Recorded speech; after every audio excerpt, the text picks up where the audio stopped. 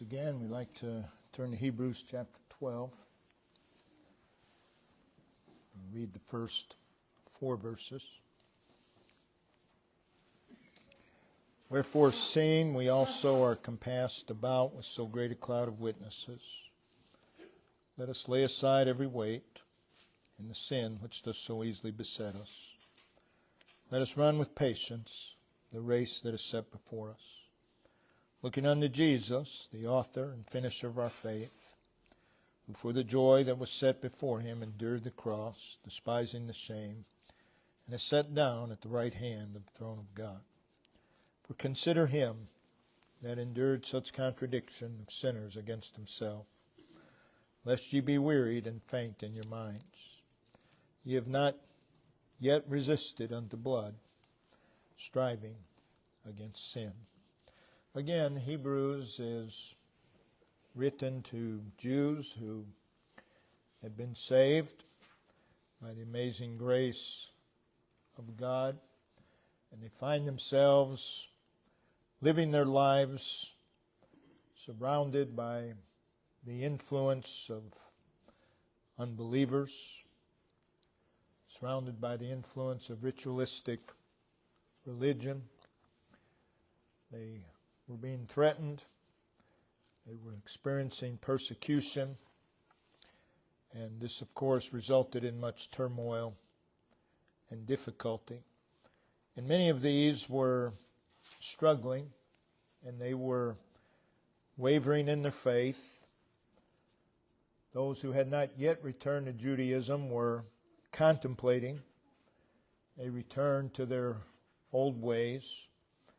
And the writer is exhorting them, he's admonishing them, he's encouraging them to be steadfast in the faith. And he reminds them throughout the book of the life that is now theirs to live, that is the saved life, and that this life is better than anything else, and that Christ is better than anything else, and that they were to just press on toward Christ, to keep advancing toward Christ. In these verses, the Christian life is portrayed by the image of running a race. The central exhortation,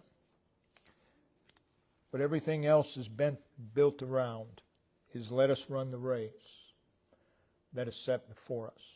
That's the exhortation. The imagery of a race is used to teach us about living for Christ in the world. The implications of a race are indicative of the nature and the manner of the life which God has called us to live. Again, it's the race. The race. Revealing the life that we are to live is very particular and very, very specific. It is the race that is set. It's fixed. It's not going to change. It is a race that is settled. There's nothing vague about it. It's not poorly defined. It's very clearly defined. And it's very clearly set before us in the Word of God. It is a specified course, always going in the direction of the Word of God. It is a very clear path marked out in the Word of God. Let us run the race that is set before us. And throughout these verses, there is instruction on how to do that, and how to run the race. So that's why we want to speak upon instruction for running the race. We're not left to figure it out for ourselves. We're not left to figure out how to run this race. We're told very specifically how the race is to be run. we're given very explicit instruction for running this race. First of all, we are to run encouraged. We saw this morning encouragement for running the race, and we are to run encouraged. Not to run discouraged, but we are to run the race that is set before us, and we're to do so encouraged. Again, wherefore? For this reason.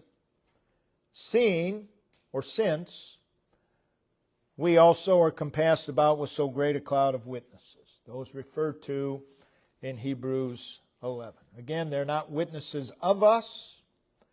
They are witnesses of the power and the wisdom and the righteousness and the blessings of faith. They are witnesses to us. They bear testimony of the power of faith to do whatever God commands, however difficult and impossible the situation may appear. The individuals mentioned in Hebrews 11, they were able to obey God. They were able to run a good race under very trying circumstances. And again, what is recorded here in Hebrews 11 is basically a witness from the past that ordinary men and women like ourselves doing the extraordinary by means of faith. The Bible is not just a bunch of stories for little children. They're examples. They are historical examples for you and I. And everything we do, we should be encouraged because we can look back and see the results of such a life. So it is the record of men and women who were a blessing and who were an encouragement and were a testimony through the ages, throughout their lives. And they did this by means of faith. And so it's the record of the impact and the power, the workings, the achievements of faith in the lives of ordinary people, ordinary men, ordinary women. So the 11th chapter primarily tells us of men and women who walked out of step with the world in the times in which they lived, and they were triumphant in their lives. How did they do this? By faith. Through faith.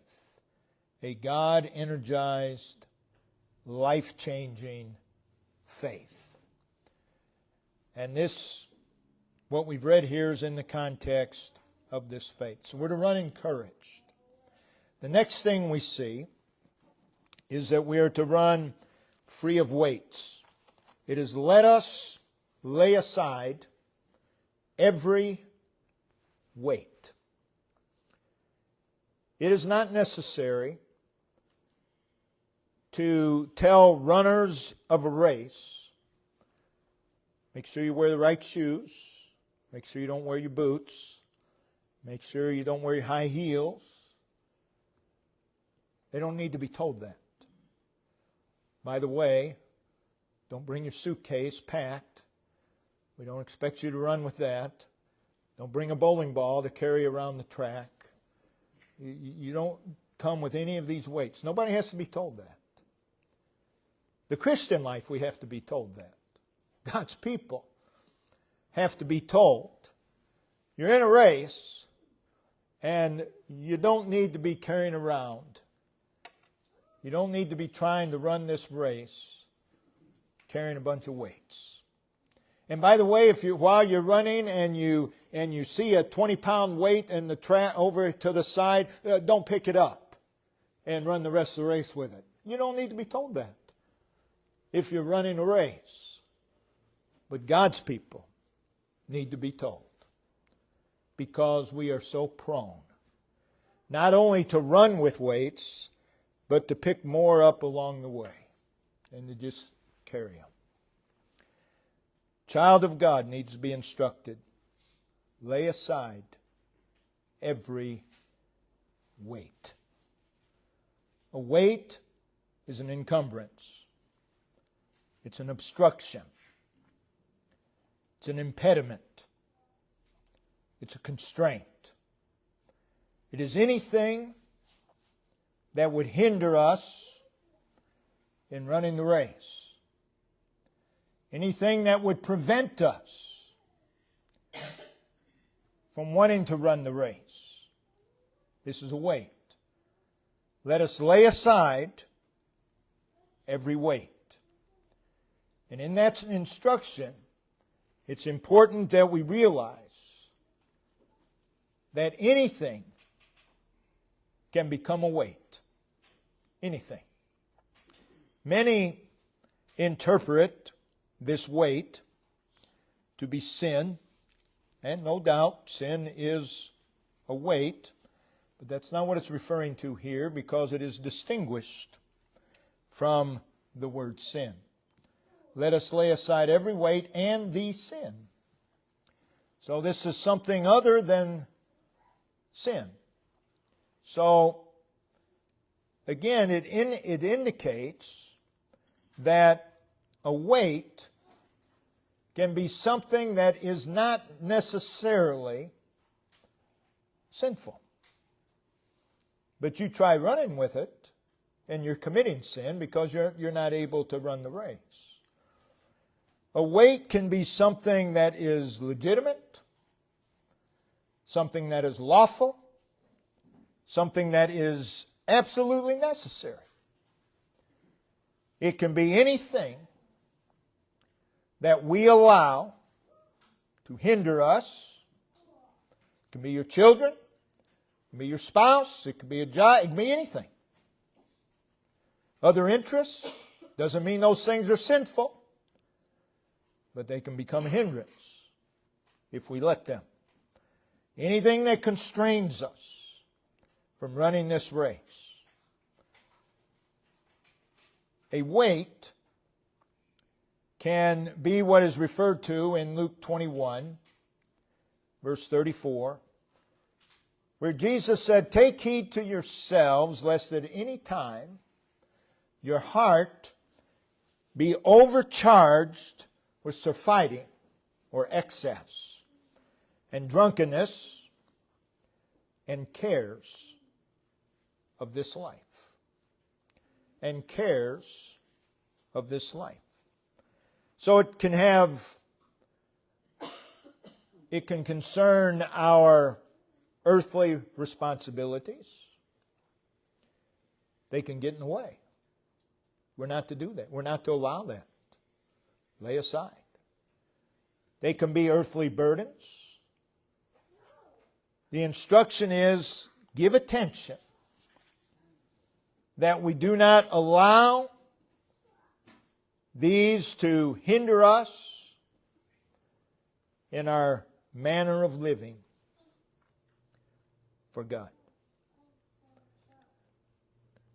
If you were to picture God's people and picture the Christian life as this race, and you picture God's people running it, it would be comical if it weren't so sad what you would see. You see, many a child of God are trying to run this race. They have heavy, heavy weights around their necks, around their ankles, heavy, heavy weights upon their backs, cement in their shoes, and they're trying to run. They're not getting very far because of all these weights. And then sadder yet, they pick up some more along the way. Oh, I'm so tired. I wonder why. Try running with all this weight.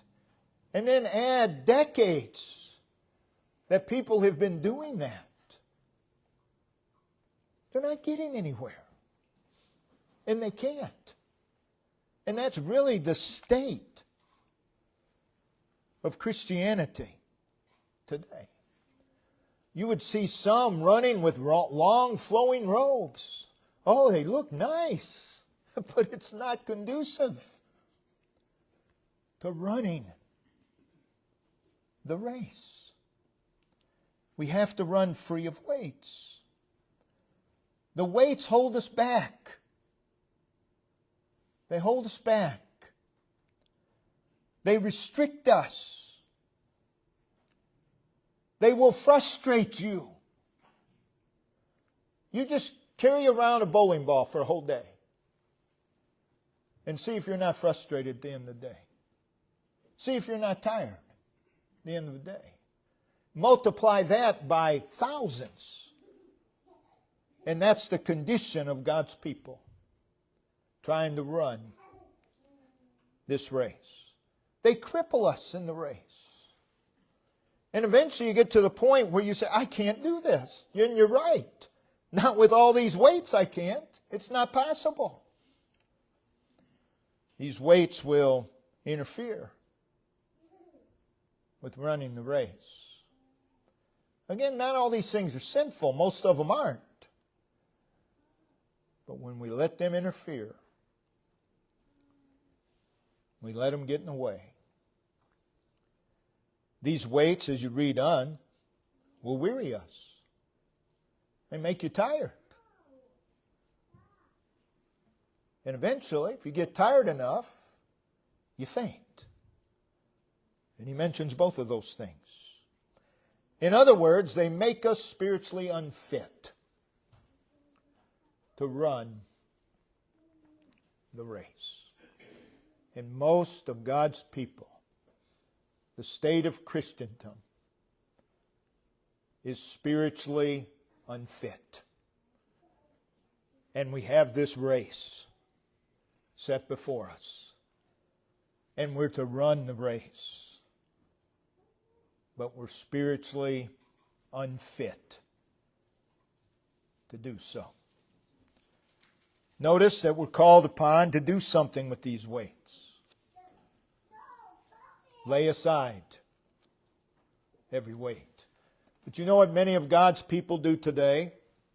They brag about the weights. Oh, I'm so busy. And they act like that's a badge of honor. I've got this.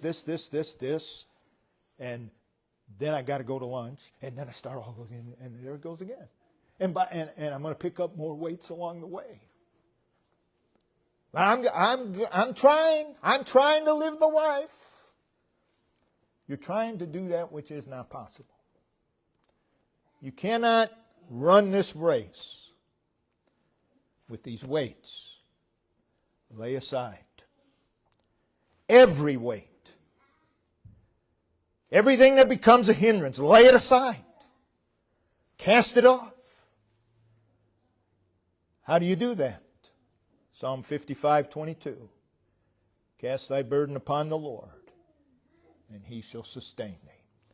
You can't get through life without having some weights put upon you and without picking up some weights along the way. You can't, that's life. But how foolish it is to try to run a race carrying these weights. Need to be laid aside. Thirdly, we're to run free of entanglements. Again, verse 1. Lay aside, and then notice, the sin. It's a particular sin here. In the context, I believe it's unbelief, because he's been talking about faith, but we're not going to get into that.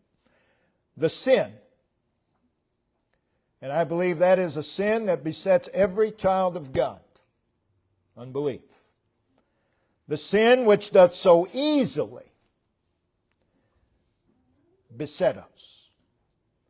So in this phrase, sin is the problem. That's the problem. And notice that sin does something. It says, sin which doth. Do not be deceived. Sin always does something to us and in us. Always. Whether we realize it or not, sin always does something to us and does something in us. Then notice that word beset. The sin which does so easily beset. It hems us in. It tangles us up. Sin entangles. Sin entangles lives. Sin complicates things. God's instruction is pretty simple. Sin brings in all sorts of problems and complicates things. Sin entangles. Sin trips. And many are trying to run the race with their feet and their hands tied by sin. And with their minds bound by sin, and their eyes blindfolded by sin, and they're trying to run this race. It's not possible. So we're called upon to do something with sin. We're to lay it aside. It's dying to sin. It's mortifying the flesh. The failure to do that will weary us and eventually will cause us to faint. Run free of the entanglement of sin. The next thing, let us run with patience. We are to run with endurance. Again, the word patience conveys the idea, it's the ability to bear pains and trials calmly, the ability to manifest forbearance under provocation or strain. It is to be steadfast in the face of opposition or difficulty or adversity. It is to keep going no matter what. It is you run no matter what. Run with patience. Run with endurance. Now, do you and I just one day decide, you know what, I'm going to start having endurance? No. This isn't a decision that you make. It's the weight and it's the sin that makes us unable to endure. To endure. Who's going to be able to run further? The one carrying 300 pounds of weight or the one carrying no weight at all? Endurance. Let us lay aside. The reason God's people can't endure anything is because of all the weights they've been carrying around. All the sin that is not dealt with in their lives. Many and varied are the difficulties. But we're to keep on running the race. No one's to drop out of the race. You don't hit a certain age. Oh, I'm retiring from the Christian life. No one drops out.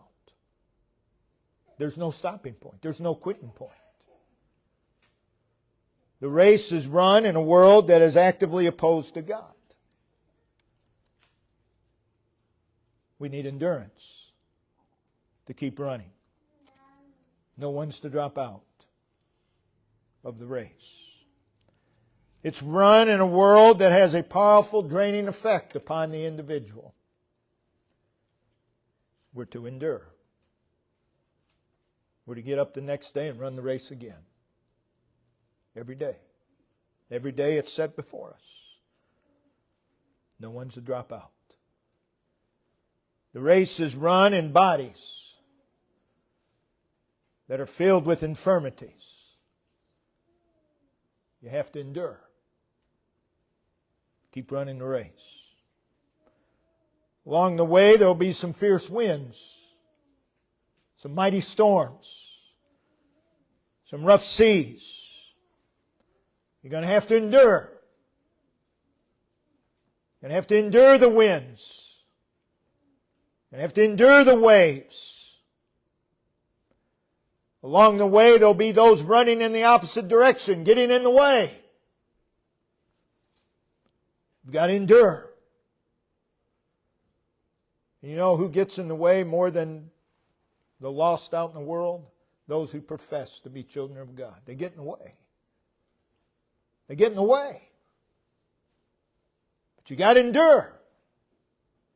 You keep running the race. There'll be those who will put stumbling blocks in front of us. But you have to endure.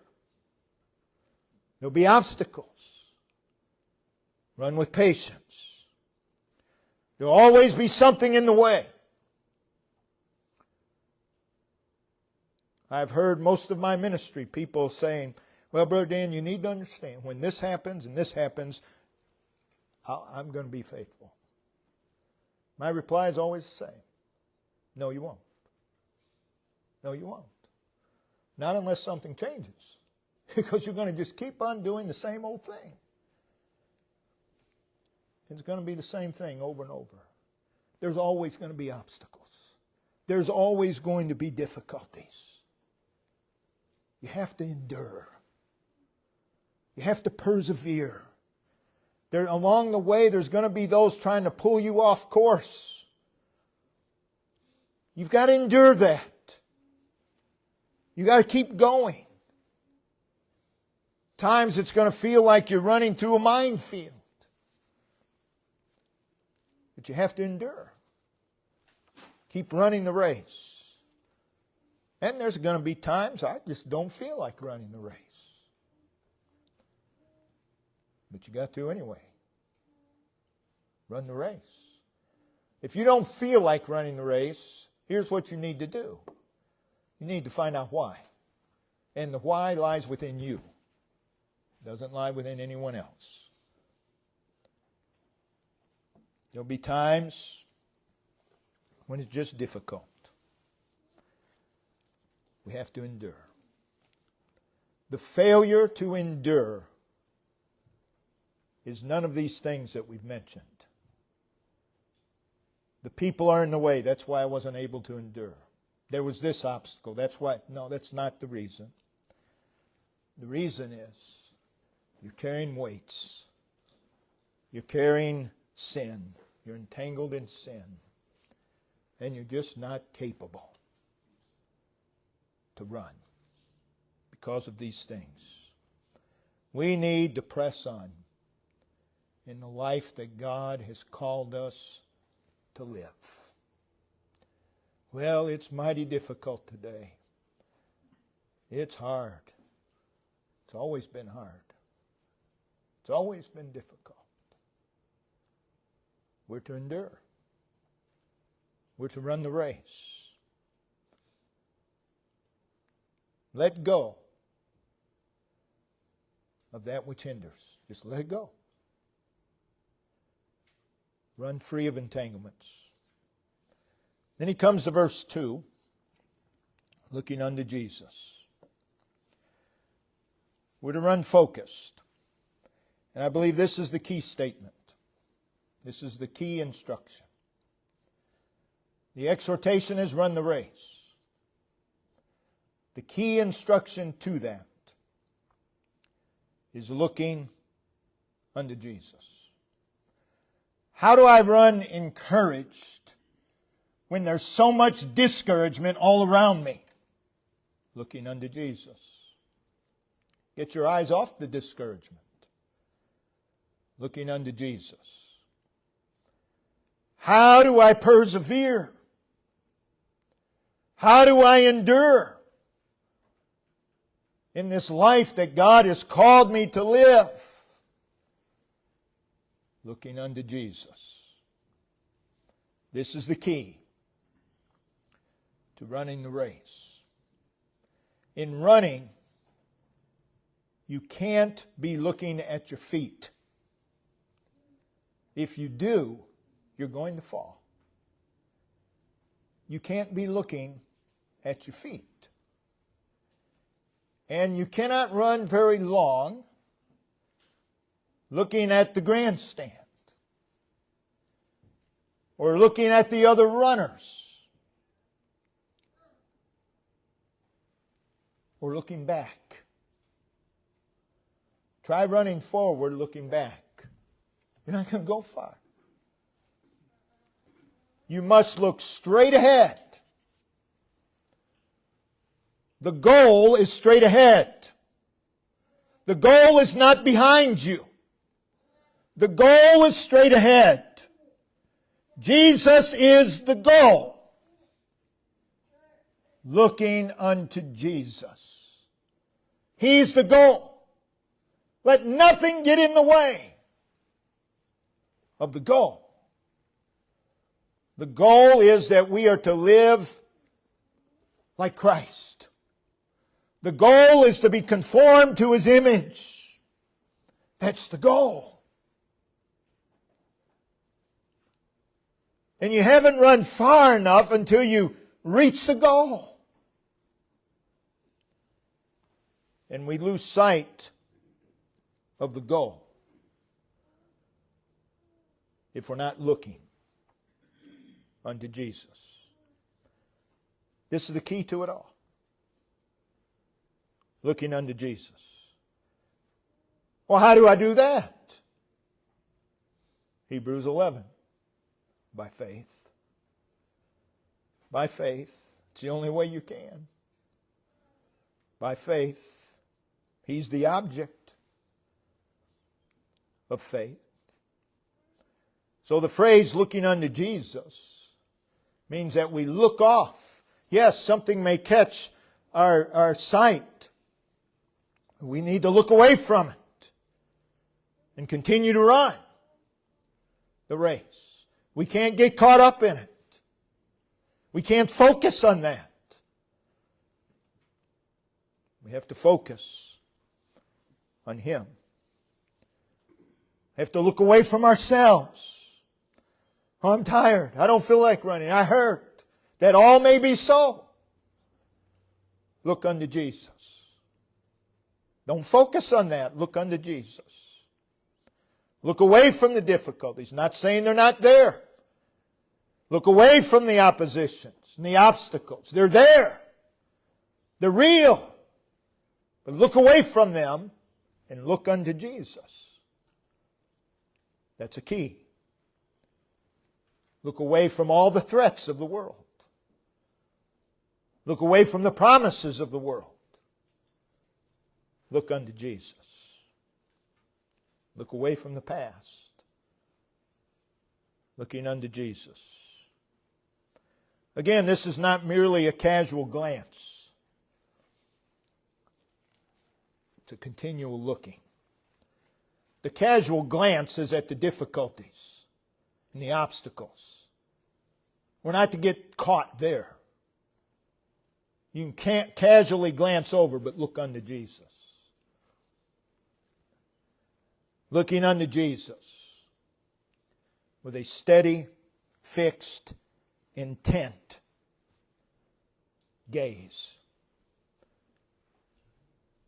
Not to allow anything to divert our attention from Him. We look to Him to see what He is and to hear what He says and to do what He says and to follow where He leads. Looking unto Jesus. It's like if you're following somebody in a car. You cannot be looking at everyone else. You have to keep your eyes on that car you're following. Looking unto Jesus. That determines the direction that we're going to go.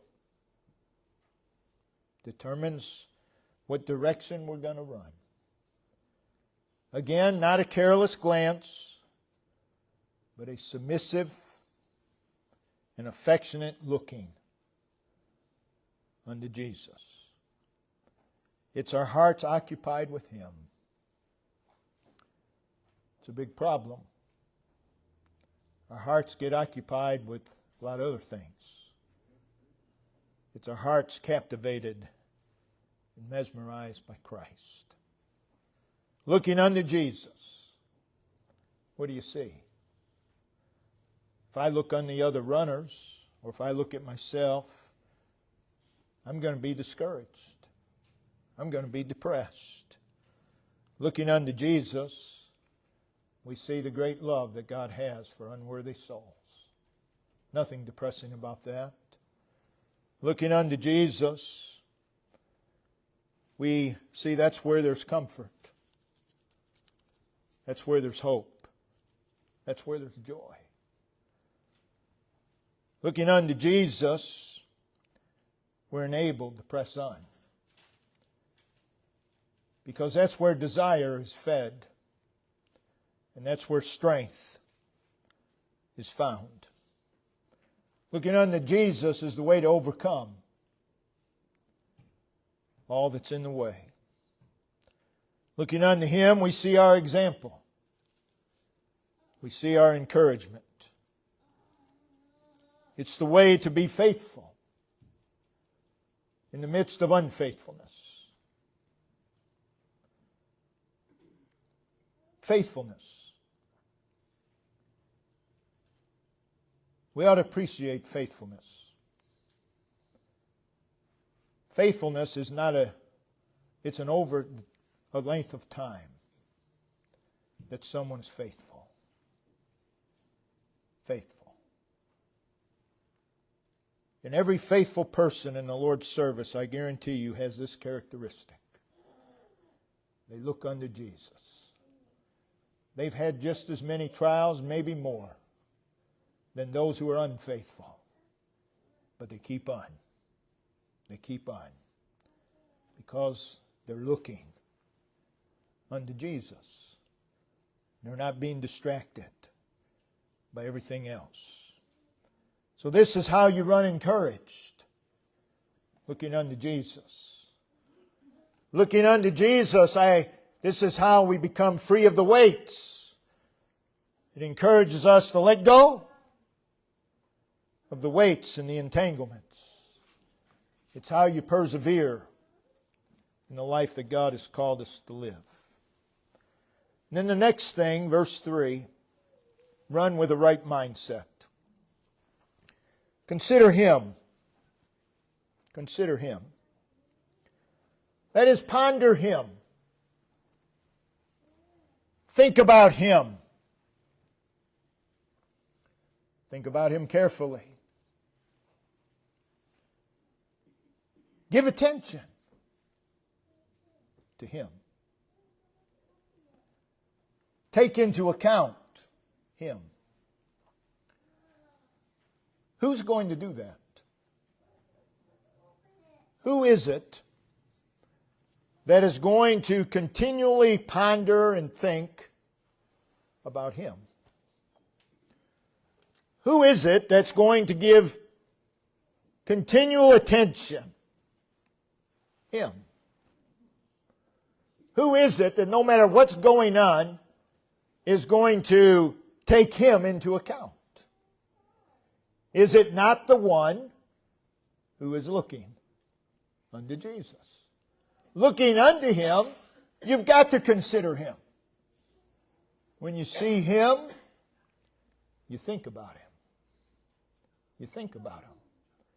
Get your eyes on the right thing, and you'll think upon the right thing. You cannot get your eyes on the wrong thing and think about the right thing.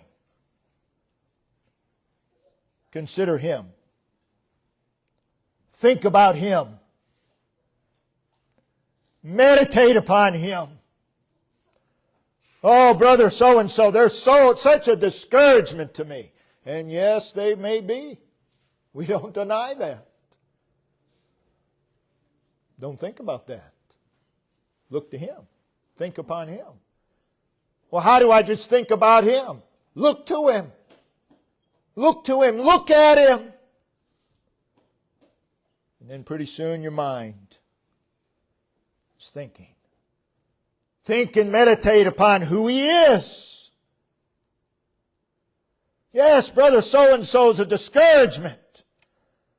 But think about who Jesus is and the place He took and the infinite perfection of His character and His deeds. And everything we do and every place that we go and everything that we experience, consider Him. We're going to experience some bad things along the way. While you're running the race, you'll experience some sorrowful things, some hurtful things. Think about who He is. Think about what He has done in everything you do. He endured that which was bitter. He endured that which was severe. You and I will never even come close to the bitterness that He endured, the severity that He endured, the maliciousness that He endured. Think about Him. Someone says something that angers you or hurts your feelings. Endure.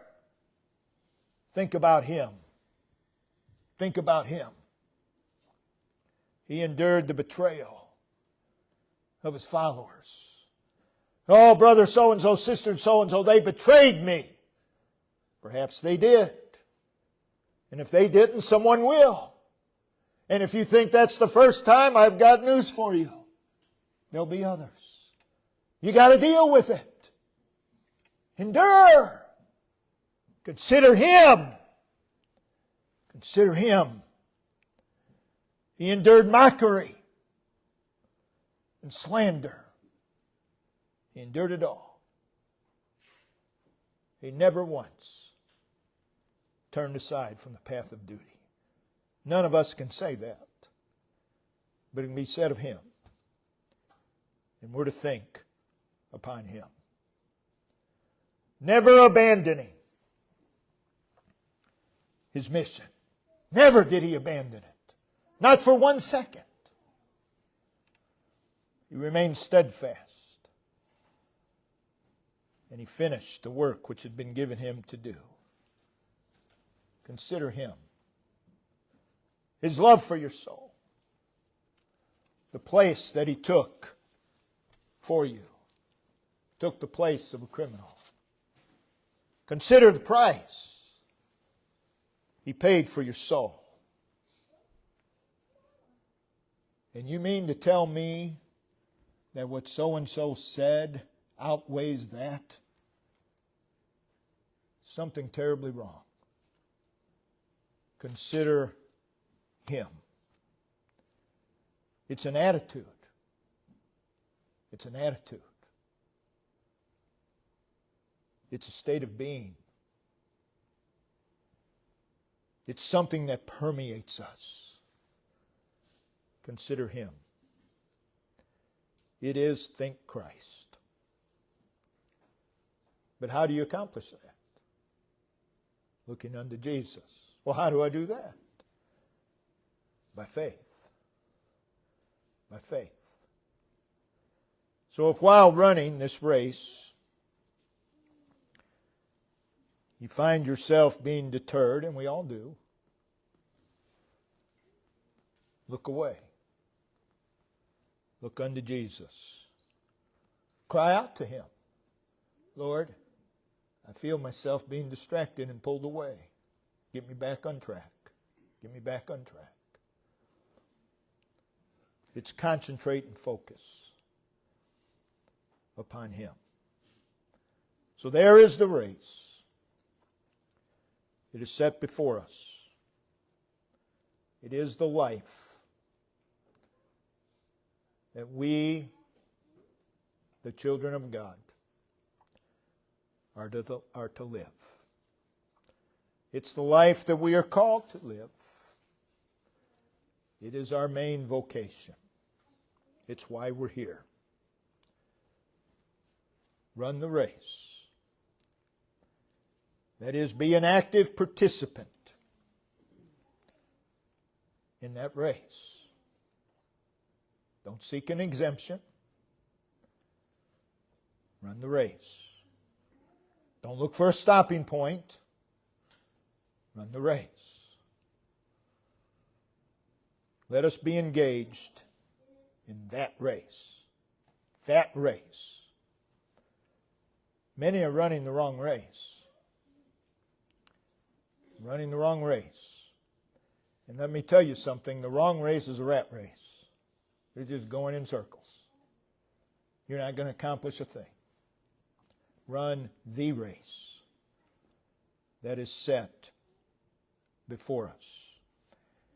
Many a child of God are trying to run the right race, but they run contrary to God's instruction.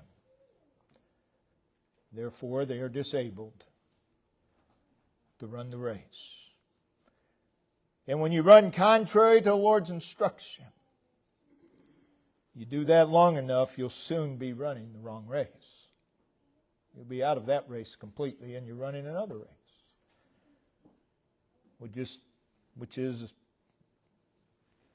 just running in circles, getting nowhere, chasing the wind, nothing to show for it, spending all your time and effort in the wrong race. How sad. We as God's people have the right race set before us every day. And we spend our time and our energy in the wrong race, getting caught up with the race that the world is running.